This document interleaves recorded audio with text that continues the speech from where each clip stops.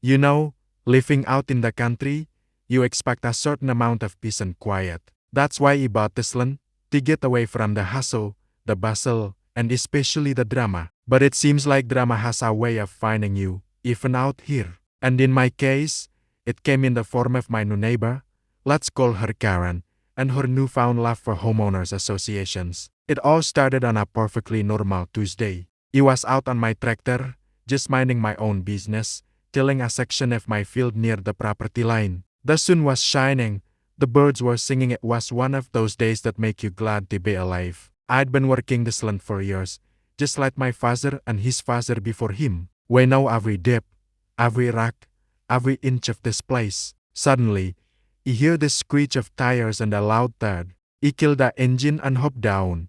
And what do we see? A shiny, newish SUV has managed to ram right into the side of my big green tractor. And behind the wheel is a woman with a haircut you could set your watch by, looking absolutely furious. This was my first official meeting with Karen. Before I could even ask if she was okay, she storms out of her car, phone already in hand, and starts yelling, "What do you think you're doing? You could have hurt me. You're on private property." I was a bit taken aback. I mean, she hit my tractor, which was very clearly on my land. I tried to explain this to her, pointing out the old stone wall that has marked our property line for over a century. She just scoffed. "That old pile of rocks. That means nothing. I'm part of the New Meadowbrook Estates, and our community survey clearly states this land is designated as a future green space." I had no more idea what she was talking about.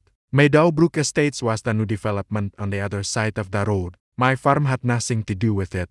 I tried to be neighborly. I said, "Ma'am, I'm sorry about your car, but you've hit my tractor on my property. That development is over, sir. This field has been in my family for generations." She wasn't having any of it. She took a bunch of pictures of her dented bumper, my tractor, and me, all while muttering about lawsuits and how she was going to shut this whole illegal operation down. Then she got back in her car and sped off, leaving a cloud of dust and confusion. I thought maybe that would be the end of it.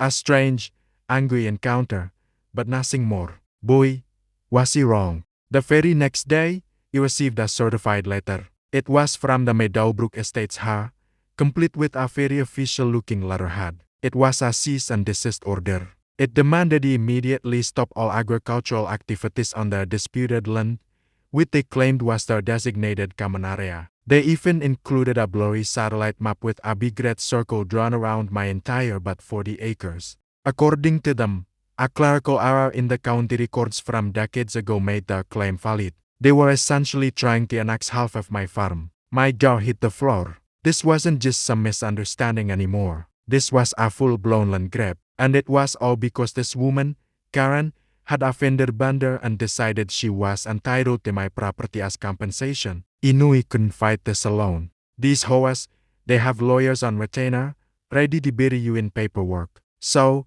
I did what any sensible person would do. I called my own lawyer, a guy named Dave who specializes in rural property disputes. I also started digging. I went down to the county records office myself, spending hours poring over dusty old deeds, maps, and survey records going back to the late 1800s. And that's when I found it. The clerical error they were talking about wasn't an error at all. It was a temporary land lease from the 1950s, where my grandfather leased that exact parcel to the town for a community garden project during a local festival. The lease had expired over 60 years ago, and the rights reverted back to our family, clear as day. The HOA was trying to use an expired, temporary lease as the basis for a permanent land claim. My lawyer, Dave, was ecstatic. He said, "This is better than a smoking gun. This is a cannon." We drafted our response. It was polite but firm. We included copies of the original deed,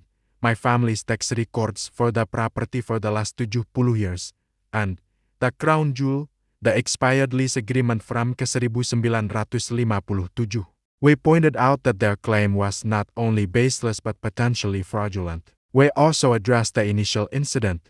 I had taken my own pictures of the damage to my tractor and the tire tracks from her car, which were clearly on my side of the stone wall. I also had the tractor's GPS data, which is standard on modern farm equipment. It showed my exact location, well within my property boundaries, at the moment of impact. We included an invoice for the repairs to my tractor and a gentle reminder that she had left the scene of an accident. A week went by with no more response. The silence was deafening. I half expected to see a fleet of bulldozers rolling up to my fence, but instead, I got a phone call. It was the president of the HOA, not Karen. He sounded apologetic, very apologetic. He explained that a certain overzealous new member had brought this to their attention and that the board had acted hastily without doing their own due diligence.